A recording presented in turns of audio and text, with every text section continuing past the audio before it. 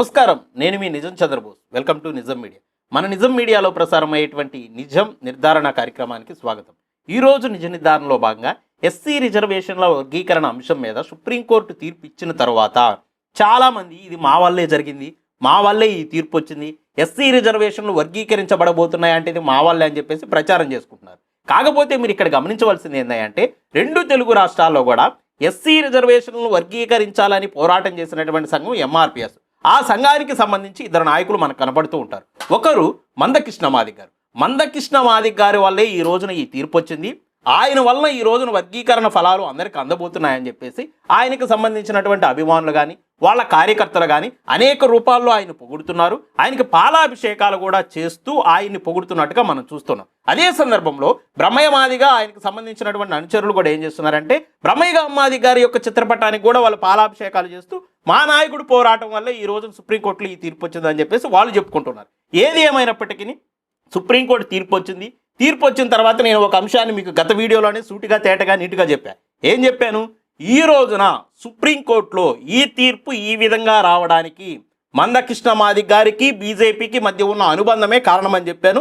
ఆ మాటకి నేను ఇప్పుడు కట్టుబడి ఉన్నాను, ఎప్పుడు కూడా కట్టుబడే ఉంటా. అయితే మందకృష్ణ మాదిగ గారి గురించి తెలంగాణ ఎంఆర్పిఎస్ రాష్ట్ర అధ్యక్షుడు అయినటువంటి గోవింద్ నరేష్ గారు ఒక పోస్ట్ చేశారు. ఆ పోస్ట్ను ఒకసారి మీకు చదివి వినిపిస్తాను. స్క్రీన్ మీద డిస్ప్లే అవుతుంది, చూడండి. చూడండి. ఇకపై రిజర్వేషన్లు అనే ఫ్రేమ్కి ఒకవైపున డాక్టర్ బిఆర్ అంబేద్కర్, మరోవైపు మాన్యశ్రీ మందకృష్ణ మాదిగ గారు ఉంటారు. ఒకరి ద్వారా దళితులకు రిజర్వేషన్లు అందుబాటులోకి వచ్చాయి, మరొకరి ద్వారా దళితుల్లోని క్రింది కులాలకు రిజర్వేషన్లు అందుబాటులోకి రాబోతున్నాయి అని చెప్పేసి ఒక పోస్ట్ పెట్టి ఒకవైపునేమో అంబేద్కర్ గారి యొక్క ఫోటో, ఇటువైపునేమో కృష్ణ మాదిగ గారి ఫోటో ఒకళ్ళనొకళ్ళు చూసుకుంటున్నట్టుగా ఆ పోస్ట్ ఉంది. ఈ పోస్ట్ చూడండి మీరు.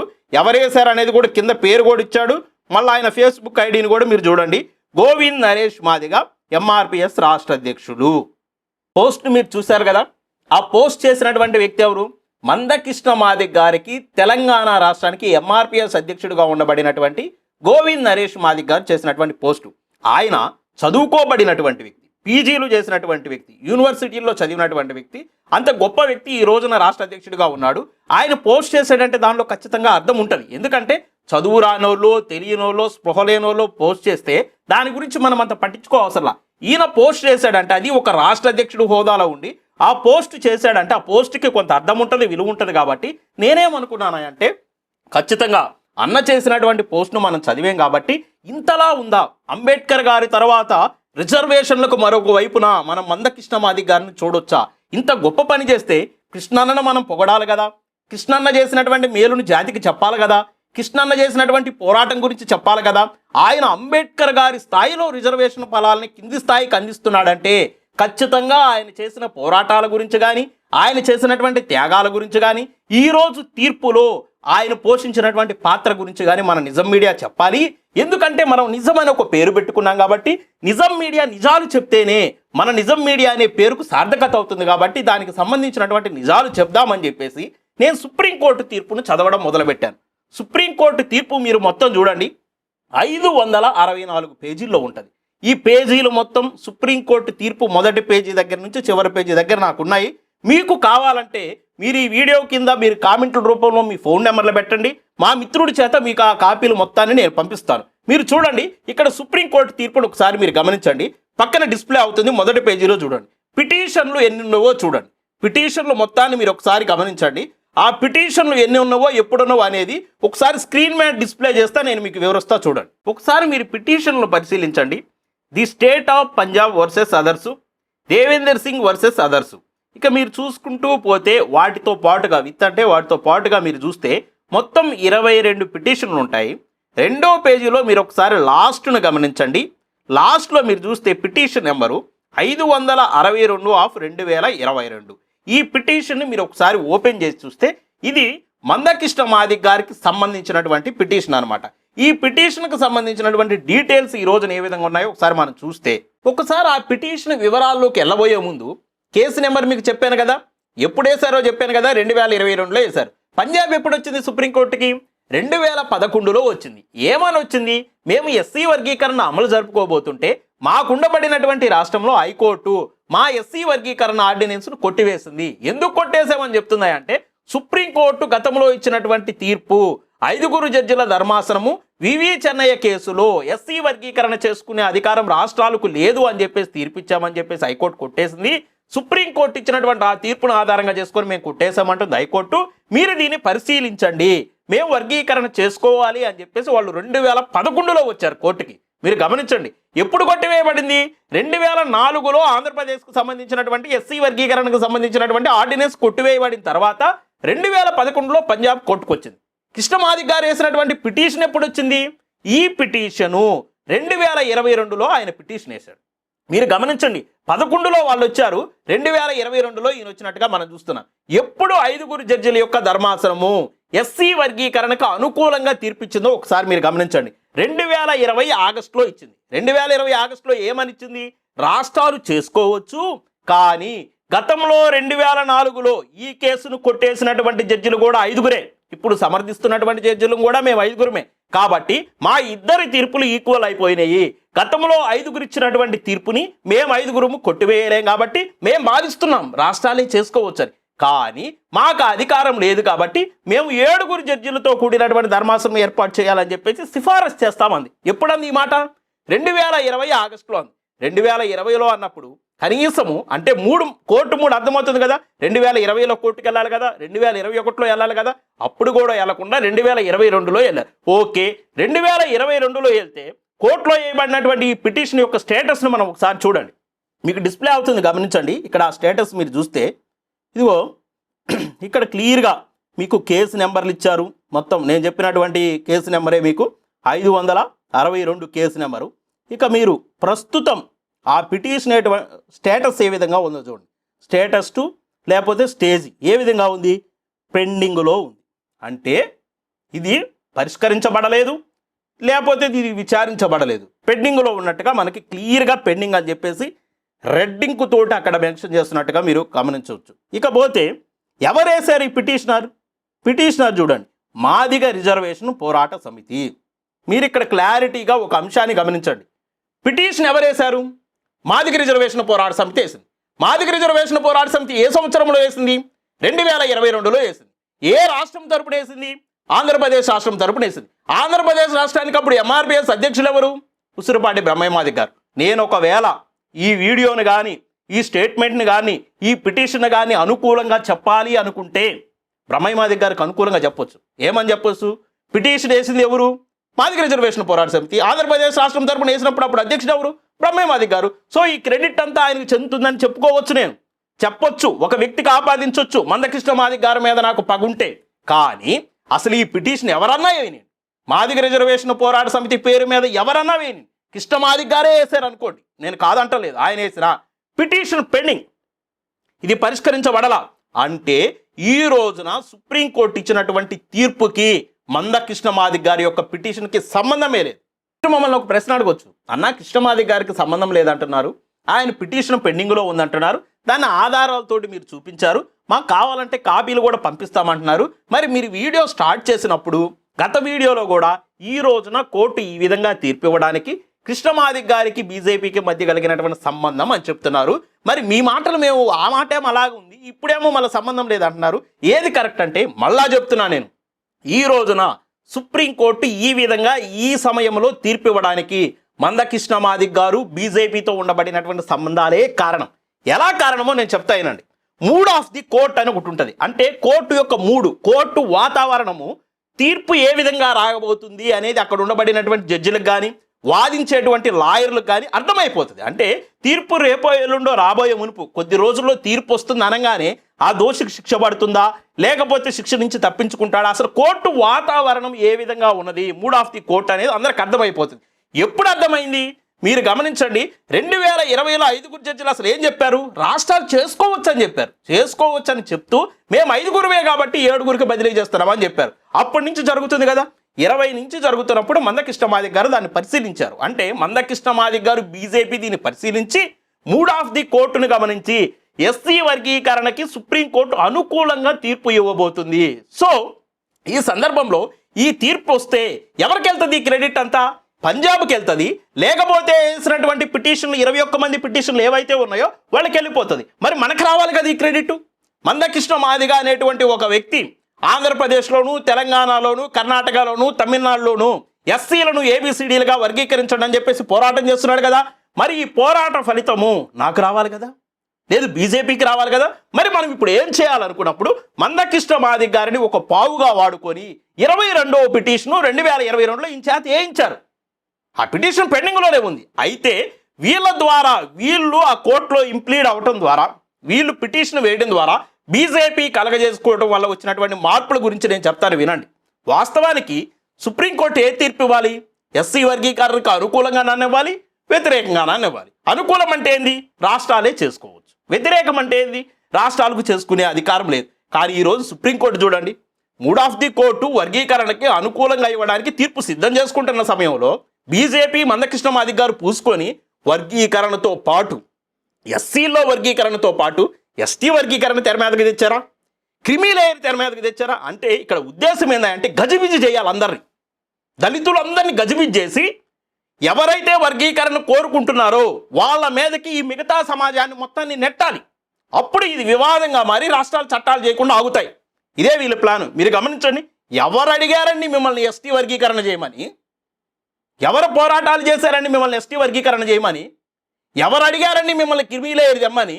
అంటే ఎప్పుడైతే సుప్రీంకోర్టు పంజాబ్ పిటిషన్ ఆధారంగా చేసుకొని పంజాబు 2011 నుంచి ఈ రోజున తీర్పుంచేంత వరకు అవిశ్రాంతంగా చేసినటువంటి న్యాయ పోరాటాన్ని ఆధారంగా చేసుకొని సుప్రీంకోర్టులో తీర్పు రాబోతుంది, వర్గీకరణకు అనుకూలమైన తీర్పు వస్తుంది అని తెలుసుకొని కేంద్రంలో ఉండబడినటువంటి బీజేపీ మందకృష్ణ మాదిగ గారిని ఒక పావుగా వాడుకొని ఈ అంశాలన్నీ చర్చింది. ఈ అంశాలు ఎవరు చేర్చమన్నారు?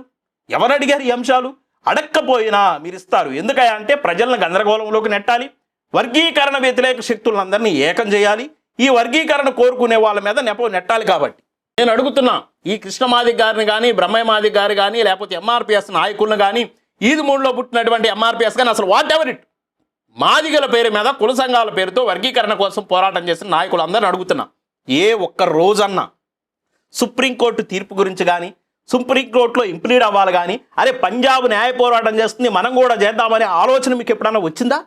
అసలు చేశారా మీరు? 5 జడ్జిల ధర్మాసనం కూడా అనుకూలంగా ఇచ్చినప్పుడు కూడా మీరు కోర్టుకు వెళ్ళాలా? ఇంకో 2 సంవత్సరాలు ఆగి ఎట్టకేలకు తీర్పు రాబోతుందని తెలుసుకొని అప్పుడే అసలు మీరు చేసిన పోరాటం అంతా ఏంది?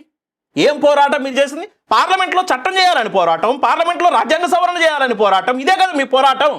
మీరు కలెక్టరేట్లు ముట్టడించినా, రహదారులు దిగ్బంధం చేసినా, లేకపోతే జాతీయ రహదారులు దిగ్బంధం అనే పేరుతోటి సడక్ బంద్ అని చెప్పేసి పాదయాత్రలు చేపించి ఆ పెరేడ్ గ్రౌండ్లో బీజేపీ వాళ్ళ చేత ఎంఆర్పిఎస్ కార్యకర్తలను కొట్టించిన, అనేక రకాలు జైలు పాలు చేసిన, అనేక కేసులు పెట్టించిన, అనేక ఇబ్బందులకు గురి చేసిన, అనేక మీటింగులు పెట్టిన, ఏ కార్యక్రమం చేసినా చెలో ఢిల్లీ అన్నా, చెలో గల్లీ అన్నా ఏ పేరుతో చేశారు? పార్లమెంట్లో చట్టం చేయాలి, 341 ఆర్టికల్ని సవరణ చేయాలి, బీజేపీ ప్రభుత్వం మాకు వర్గీకరణ చేయాలి. ఇదే కదా డిమాండు. కేంద్ర ప్రభుత్వం మీద మీరు పెట్టిన డిమాండ్లు ఏంది? కాంగ్రెస్ ప్రభుత్వం మీద కూడా ఇదే కదా. మీ మాటలు నమ్మి, మీ మాటలిని, అంటే నేను చాలామందిని చూశాను కానీ ఒక సామెత ఉంటుంది, తడిగుడ్డలతోటి గొంతులు కోసేవారిని. మీరు పొడి మాటలతోటి ప్రాణాలు తీసే వ్యక్తులు మీరు. నేను ఈ మాట ఎందుకు అంటున్నానంటే, ఏదైతే మీరు పార్లమెంట్లో చట్టం చేయాలన్నారో, ఏదైతే మీరు రాజ్యాంగ సవరణ చేయాలన్నారో, కేంద్ర ప్రభుత్వం మీద మీరు ఏ విధంగానైతే ఒత్తిడి పెట్టాలనుకున్నారో ఆ కార్యక్రమంలో భాగంగా మా సురేంద్ర మాదిగ చనిపోయింది, మా దామోదర్ మాదిగ చనిపోయింది, మా మహేష్ మాదిగ చనిపోయింది. కాంగ్రెస్ పార్టీ మీద ఒత్తిడి పెంచడానికి ఒకవైపున సోనియా గాంధీ మీటింగ్ జరుగుతుంటే మరోవైపున నేను గాంధీ భవన్కి వెళ్ళి పెట్రోల్ పోసి గాంధీ భవన్ తగలబెట్టి వాళ్ళు కూడా తగలబెట్టి చచ్చిపోయారు. దేనికోసం చచ్చిపోయారు చెప్పండి? దామోదర్ మాదిగ దేనికి చచ్చిపోయాడు? సురేంద్ర మాదిగ దేనికి చచ్చిపోయాడు? మహేష్ మాదిగ దేనికి చచ్చిపోయాడు? పార్లమెంట్లో చట్టం జరగాలని చచ్చిపోయారు, రాజ్యాంగ సవరణ జరగాలని చచ్చిపోయారు. ఒకవేళ పార్లమెంట్లో చట్టంతో సంబంధం లేకుండా సుప్రీంకోర్టులో పిటిషన్ ఇస్తే ఈ పోరాటం అవసరం లేదు కదా, వాళ్ళు చచ్చిపోవాల్సిన అవసరం లేదు కదా, ఆ కుటుంబాలు ఈ రోజు రోడ్డు పడవలసిన అవసరం లేదు కదా, వాళ్ళు అనాథలుగా మిగవలసిన అవసరం లేదు కదా. భారతీయ మాదిగ గారు ఎందుకు చనిపోయారు? పెద్దాడు ప్రకాశ్రావు మాదిగ గారు ఎందుకు చనిపోయారు? వీళ్ళు త్యాగాలేవి, వీళ్ళ మరణాలేవి? అసలు పాలు పోసేటోళ్ళు నిజంగా పార్లమెంట్లో ఎస్సీ వర్గీకరణకి బిల్లు పెట్టినా, లేదు రాజ్యాంగ సవరణ చేసినా ఎవరికి పోయారు? పాలాభిషేకం. అమరులైనటువంటి అమరవీరులకు పాలాభిషేకం చేయాలి. వీళ్ళు ఏదో బతికుండగానే వీళ్ళకి పాలాభిషేకం చేస్తున్నారని నాకు అర్థం కావట్లా. అంబేద్కర్ గారు అమరుడయ్యారు, ఆయనకి పాలాభిషేకం చేయండి. ఆయన రాసిన రాజ్యాంగం ద్వారా ఆయన ఇచ్చిన రిజర్వేషన్ మనం పంచుకుంటున్నాము, ఒక తీర్పు వచ్చింది, ఆయనకు చేయండి. లేకపోతే వర్గీకరణ ఉద్యమంలో బలిదానాలైన వాళ్ళకి చేయండి. ఇదేంది బతికుండగానే వాళ్ళే ఆయనకను మీరే ఈయనకి వీళ్ళు పాలాభిషేకం చేయడం ఏంది? గోవింద నరేష్ మాదిగ గారు కూడా మీరు ఆలోచించండి, మీరు చెప్పండి. లేదు మీరు ఏ డిసిషన్ పిటిషన్ ఏమో గూగుల్ అందరూ సెర్చ్ చేయండి. ఈ రోజున నేను కేసు నెంబర్ చెప్తున్నా, 562 సుప్రీంకోర్టు అసలు ఆ తీర్పునివ్వడానికి ఎన్ని మల్లగొల్లాలు పడిందో తెలుసా మీకు? ఎన్ని కమిషన్ రిపోర్టులు తెప్పించుకుందో తెలుసా? ఒక స్టేట్ కాదు ఇది, భారతదేశంలో ఉన్న దాదాపు అన్ని రాష్ట్రాల నుంచి కమిషన్ రిపోర్టులు తెప్పించుకుంది. 21 కమిషన్ రిపోర్టులు తెప్పించుకుంది. 21, 24 మీరు ఆడుందో చూడండి. ఏ కమిషను ఎప్పుడు వేశారు? ఎంఆర్పిఎస్ పుట్టక ముందు నుంచి 1970లో కూడా ఆంధ్రప్రదేశ్కు సంబంధించిన కమిషన్ రిపోర్ట్ తెప్పించుకుంది. ఏం సంబంధం అయ్యా మీకు? అంత కూలంకషంగా వాళ్ళు చర్చించి ఒక న్యాయబద్ధమైన తీర్పు ఇవ్వబోతుంటే మధ్యలో మీరు బీజేపీ చేరి ఆ తీర్పును అబాస్పాలు చేసి దానిలో లేని అంశాలను చేర్చి క్రిమిలేయర్ తెచ్చి ఇంకోటి తెచ్చి ఇలా తీర్పును అందరూ తప్పుబట్టి రేపు 21నంట భారతదేశ వ్యాప్తంగా బంద్ అంట. దేనికి బంధు? అడగని వాటికి తీర్పులు ఇచ్చి అడగని అంశాలను దానిలో చేర్చి మీరు కావాలని మీరు చేసిన పెంట ఇది. లేకపోతే సుప్రీంకోర్టు ఖచ్చితంగా ఎస్సీ వర్గీకరణకు అనుకూలంగా తీర్పు ఇచ్చేది. ఆ తీర్పు అంతటితో అయిపోయేది. క్రిమిలేయర్ ఎవడానికి? ఈ రోజున వర్గీకరణ వ్యతిరేకించేటోళ్ళు వాటిని సాగ్గా చూపుతున్నారు కదా. నేను ఇవన్నీ కాదు, సుప్రీంకోర్టు ఒక తీర్పు ఇచ్చింది. తీర్పు ఇస్తే ఆయన ఏం చెప్పాడు? దీన్ని రాజకీయం చేయొద్దని చెప్పాడు కదా. కృష్ణమాది గారు సుప్రీంకోర్టు ముందు నిలబడి ఏం మాట్లాడాడు? వెంకయ్యనాయుడు గారికి, మోడీకి, అమిత్ షాకి, కిషన్ రెడ్డికి, పక్కనున్న రఘునందన్ గారికి, ఈటెల రాజేంద్ర గారికి, బీజేపీ పార్టీ నాయకులకు అందరికి కృతజ్ఞత. బీజేపీలో జారాదిపోయా అంత బాధ ఉంటే నీకు, వాళ్ళ మీద నీకు అంత ప్రేమ ఉంటే, అంత ఆప్యాయత అనురాగాలు వాత్సల్యాలు ఉంటే పోయి బీజేపీలో చేరు. తీర్పిచ్చింది ఎవరు? 7 జడ్జిలు. 7 జడ్జిల్లో 6 నీకు అనుకూలంగా తీర్పిచ్చారు. వాళ్ళకు కృతజ్ఞత చెప్పు, వాళ్ళకు పాదాభివందనం చెయ్యి. దేని బేస్ చేసుకుని వాళ్ళు తీర్పిచ్చారు? రాజ్యాంగాన్ని బేస్ చేసుకొని ఇచ్చారు. రాజ్యాంగం రాసింది ఎవరు? డాక్టర్ బిఆర్ అంబేద్కర్ గారు. ఆయన కృతజ్ఞతలు తెలుపు, జడ్జిలకు చెప్పు, బీజేపీ నాయకులకేంటి అంటే ఇండైరెక్ట్గా ఆయన ఒక మాట చెప్తున్నాడు ఆడ కోర్టు ముందు నిలబడి. ఈ తీర్పు రావడానికి బీజేపీ నేను కారణం, మేము జడ్జిలను కూడా ప్రభావితం చేస్తే మేమే తీర్పు రాపించాం. ఇది న్యాయబద్ధంగా వాళ్ళు ఇలా మేము వాళ్ళని ఇన్ఫ్లుయెన్స్ చేస్తే మా ప్రభావంతో కేంద్ర ప్రభుత్వం మాకు అనుకూలంగా ఉండి అసంబద్ధమైన అన్యాయమైన తీర్పును మాకు అనుకూలంగా ఇప్పించిందని చెప్తున్నాడు ఆయన కోర్టు ముందు నిలబడి. అదేంటి? మాలల్ని రెచ్చగొట్టం కదా. ఎవరైతే వర్గీకరణ వ్యతిరేకిస్తున్నారో వాళ్ళందరిని రెచ్చగొట్టం కదా, వాళ్ళకు ఒక అస్త్రాన్ని ఇవ్వడం కదా. అసలు వర్గీకరణకు అనుకూలంగా తీర్పు ఎప్పుడు వచ్చింది? 1వ తారీఖు వచ్చింది. ఈ రోజు తారీఖు ఎంత? ఇన్ని రోజులు నీకు ఢిల్లీలో ఏం పని? ఢిల్లీలో ఎవరు కలిశారు మీరు? ఢిల్లీలో అందరు బీజేపీ నాయకులు కలిసి బీజేపీ వాళ్ళకి శాల్వాలు కప్పుతూ, వాళ్ళు కృతజ్ఞతలు తెలుపుతూ, మీకు శాల్వాలు కప్పించుకుంటూ వాళ్ళు మిమ్మల్ని పొడగా మీరు వాళ్ళని పొగడా. ఏం పని ఢిల్లీలో? ఒకసారి సుప్రీంకోర్టు తీర్పిచ్చింది. ఇది బీజేపీ చట్టం చేయలా, బీజేపీ రాజ్యాంగ సవరణ చేయలా. సుప్రీంకోర్టు తీర్పిచ్చినప్పుడు ఆ తీర్పును పట్టుకొని మీరు రాష్ట్రాలకు రావాలి. తెలంగాణ రాష్ట్రంలో రేవంత్ రెడ్డి గారిని కలవాలి, తొందరగా ఆర్డినెన్స్ తెమ్మనాలి, తొందరగా చట్టం చేయమనాలి. ఇక్కడ నుంచి చంద్రబాబు నాయుడు గారిని కలగాలి, తొందరగా మీరు చట్టం చేయమని చెప్పేసి ఆయన అడగాలి. మీరు ఎందుకున్నారా అంటే ఢిల్లీలో నేను మీకు ఒక కారణం చెప్తాను ఉండండి. ఈలోపు సరే తెలంగాణ అంటే అక్కడ మాదిగలు చాలా ఎక్కువ, ఏ ముఖ్యమంత్రి ఉన్నా ఏ పార్టీ ఉన్నా కానీ అనుకూలంగా మాట్లాడాలి, ఆర్డినెన్స్ చట్టం తేవాలి తప్పదు. కానీ ఆంధ్రప్రదేశ్లో కొంత మాలలు ఎక్కువ కదా. ఈ గ్యాప్ ఎందుకు ఇచ్చిండంటే కృష్ణన్న, ఈలోపు మాల నేతలు ఎవరైతే వర్గీకరణ వ్యతిరేకిస్తున్నారో వాళ్ళు పోయి చంద్రబాబు నాయుడు గారిని కలవాలి. చంద్రబాబు నాయుడు గారిని కలిసి వాళ్ళు కొంత ల్యాబింగ్ చేసుకున్న తర్వాత అప్పుడు వస్తాడు, యుద్ధం చేయడానికి వస్తాడు. ఏమన్నా ఏం పని అన్నా ఢిల్లీలో? అరే న్యాయబద్ధంగా ఇచ్చింది.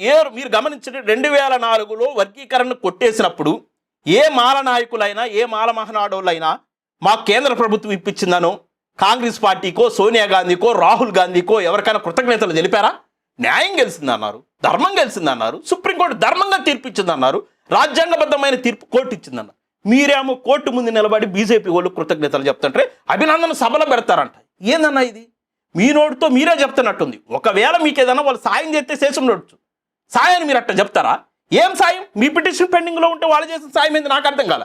ఈరోజు మీరు స్టేటస్ తీయండి గూగుల్లో, ఆ పిటిషన్ పెండింగ్ అని వస్తుంది. నేను ఏమంటున్నానా అంటే నిజం మీడియా ద్వారా నేను చేసే విజ్ఞప్తి ఏందంటే నా మాల సోదరులకి నేను ఒక విజ్ఞప్తి చేస్తున్నా. వర్గీకరణ గురించి సుప్రీంకోర్టు ఒక తీర్పు ఇచ్చింది.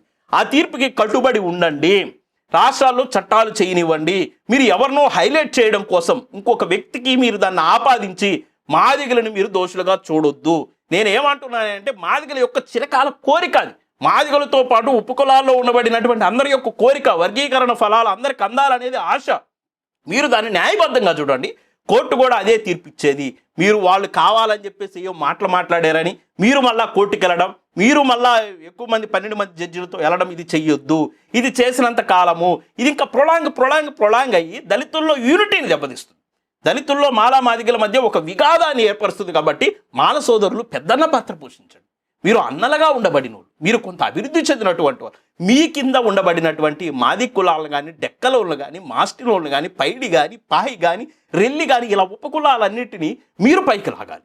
మీరు పెద్దన్న పాత్రలో ఉండి రిజర్వేషన్లు పంచుకుందామని మీరు మాట్లాడి ఏదో ఒక వ్యక్తిని చూసో బీజేపీని చూసో మళ్ళీ మీరు కోర్టుకి వెళ్ళడం కానీ వర్గీకరణకు వ్యతిరేకంగా పోరాటం చేయడం కిమీలేయర్కి నేను వ్యతిరేకమే లేదు ఇంకొక అంశం దానిలో ఉండబడినటువంటి మనకి వ్యతిరేకమైనటువంటి అంశాలంటికి నేను వ్యతిరేకమే కానీ వర్గీకరణ ప్రతి ఒక్కళ్ళు సమర్థించాలి. నేను అడుగుతున్నా మాన సోదరులను కూడా అలా మీరు చెప్పండి మీ బిడ్డలకి మీరు ఆస్తిని పంచివ్వటం లేదా లేదు మీ తండ్రి సంపాదించినటువంటి ఆస్తిని మీరు పంచుకోవటం లేదా ఎవరు పంచుకోకుండా ఉంటున్నారు? మన తండ్రి అయిన అంబేద్కర్ గారు మనకి ఇచ్చినటువంటి రిజర్వేషన్ పంచుకొని ఉమ్మడి కార్యాచరణ తీసుకొని రాజ్యాధికారం వైపు ప్రయాణిద్దాం. లేదు మేము కూడా ద్రోహుల్లా ఉంటాం, మేము మాల సంఘాల పేరుతో మేము కొంతమంది మాదిగ సంఘాల పేరుతో మేము కొంతమంది మాదిగల్ని రెచ్చగొట్టుకుంటూ ఏదో జరిగిపోతుందని అసలు ఏమీ తెలియని ప్రజల్ని మీరు రెచ్చగొట్టేసి అటువైపు కొంతమంది అటువైపు కొట్లాట్లు పెంచి విద్వేషాలు రెచ్చగొట్టి మాదిగల్ని మీరు విడతీయవద్దు. కోర్టు ఇచ్చిన తీర్పును అందరూ గౌరవించండి.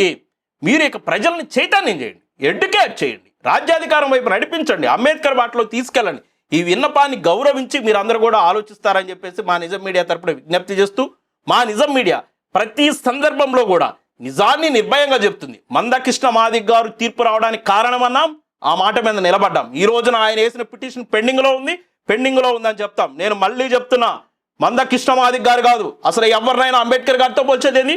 నేను ఆ పోస్టు రాకపోతే ఇంత వివరంగా ఇంత లోతులోకి వెళ్ళేవాడిని కాదు తీర్పుకి. అంబేద్కర్ గారితో పోల్చుతారా కృష్ణమాది గారిని? అంబేద్కర్ గారు ఏంటి ఈ భారతదేశానికి మూతికి ముంత మొలకు తాటేకు దశలో నుంచి అంటరానితనం పెట్టలేకపోతున్న దశలో నుంచి దళితులని మనుషులుగా చూడనటువంటి సిచ్యువేషన్లో నుంచి ఒక భారతదేశానికి సర్వోన్నతమైనటువంటి రాజ్యాంగాన్ని రాసి ఆయన బిడ్డలు చనిపోతున్నా కూడా ఎల్లకోకుండా చదువుకోబడినటువంటి చదువుని ఆయన ఉద్యోగానికో ఉపాధికో ఉపయోగించుకోకుండా ఈ దళిత ప్రజలతో పాటు భారతదేశం ఒక అభ్యున్నతమైనటువంటి స్థానంలో ఉండటం కోసం కృషి చేసినటువంటి దేవుడు కన్నా కూడా ఎక్కువ. ఎందుకంటే దేవుడికి మంత్రాలు తంత్రాలు ఉపాయాలు ఉంటాయి. అంబేద్కర్ గారికి అవేం లేవు. చదువు ద్వారా వచ్చిన జ్ఞానం, ఆ జ్ఞానాన్ని భారతదేశానికి ఇవ్వడం కోసం ఆయన సర్వశక్తులు ఉండి ఆయన జీవితాన్ని అంకితం చేసి దారబోసినటువంటి మహోన్నతమైనటువంటి ఆయన ఒక్కడి జీవితంతో ఆగిపోలేం. ఆయన భార్య జీవితం, పిల్లల జీవితం, మొత్తం ఆయన కుటుంబాన్ని నాశనం చేసుకొని ఈ రోజున భారతదేశానికి ఒక భవిష్యత్తునిచ్చినటువంటి నేత. నేను అంటున్నా, దేవుడి కంటే ఎక్కువ ఆయనతో ఎలా పోలుస్తారండి? ఇష్టమాధికారే కాదు, ఎవరిని పోల్చదు. ఎవరు ఆయనకి సాటి లేరు, ఇప్పుడు లేరు, భవిష్యత్తులో కూడా రారు. కాబట్టి కృష్ణమాదిగ గారినే కాదు ఎవరిని కూడా అంబేద్కర్ గారితో పోల్చడానికి కానీ అసలు ఆయన దగ్గరగా తీసుకెళ్ళటం కానీ ఆయన సమాంతరంగా తీసుకెళ్లే ప్రయత్నం చేయబాకండి. ఎవరు మ్యాచ్ చేయలేరు. ఆ పర్సనాలిటీ, ఆ ఫిగర్, అది వేరు, ఆ జ్ఞానం వేరు, ఆ చదువు వేరు, సమాజం కోసం పడే ఆ తపన వేరు. రిజర్వేషన్లు వద్దని ఒకవైపున గాంధీ గారు ఆమరణ నిరాహార దీక్షిస్తే ఏమన్నాడు?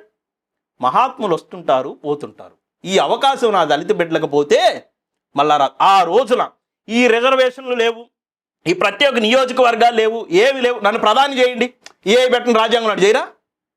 ఇన్ని వేల కోట్లు కావాలి నీకు అంబేద్కర్ అని అడుగుతారు. ఆ రోజున ఒక్క రూపాయికి ఆశపడకుండా, ఒక్క పదవికి ఆశపడకుండా, ఆ పార్టీలో సీటు కూడా ఆశించకుండా నా దళిత బిడ్డలకు ఏవేవి కావాలో అవన్నీ పట్టుబట్టి సాధించి గాంధీ గారితో ఉండబడినటువంటి అగ్రనాయకులంతా ఒకవైపు, అంబేద్కర్ గారే ఒక వైపున ఉండి ఇవన్నీ మనకి ఈరోజు సాధించి పెడితే ఒక చిన్న అంశము ఎస్సీ వర్గీకరణ, రిజర్వేషన్లు, వాటి కోసం మనం కొట్లాడుకుంటూ ఈయన తీసుకెళ్ళి అంబేద్కర్ గారితో పోలుస్తారా? తెలుసుకోండి అన్న, చరిత్ర తెలుసుకోండి. మీరు విద్యావంతులే కదా, చరిత్ర తెలుసుకోకుండా అంబేద్కర్ గారితో పోలుస్తూ చరిత్రను మీరు చరిత్రహీనులుగా మిగలొద్దు. విజ్ఞప్తి చేస్తూ ప్రతి సందర్భంలో కూడా నిజాన్ని నిర్భయంగా చెబుతాం. అవతలు ఉన్నటువంటి వ్యక్తి ఎంత గొప్ప వ్యక్తి అన్నా కానీ, అవతలు ఉండబడినటువంటి వ్యక్తి ఎంత మేధావన్నా కానీ, ఏ మేధావైనా ఏ గొప్ప వ్యక్తి అయినా తప్పు చేస్తాడు, ఒప్పు చేసినప్పుడు శభాషాన్ని చెప్తాం, తప్పు చేసినప్పుడు తప్పును తప్పుగా ఖండించే దగ్గర మా నిజం మీడియా ముందుంటుంది. కాబట్టి మా వీడియోస్ కనుక మీకు నచ్చితే లైక్ చేయండి, షేర్ చేయండి, మన ఛానల్ సబ్స్క్రైబ్ చేసుకోండి.